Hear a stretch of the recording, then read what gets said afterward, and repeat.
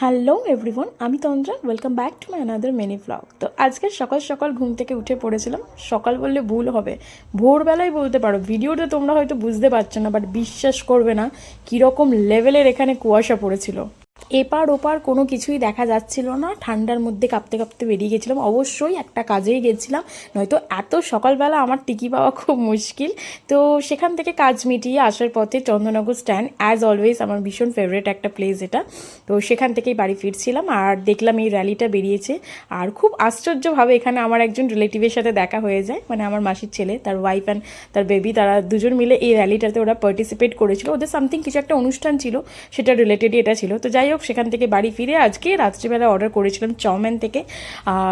ডিশটার নাম না right now আমার ঠিক মনে পড়ছে না, বাট খেতে বিশ্বাস করো অনেক দিন বাদই এরকম একটা চাউমিন খেয়েছিলাম।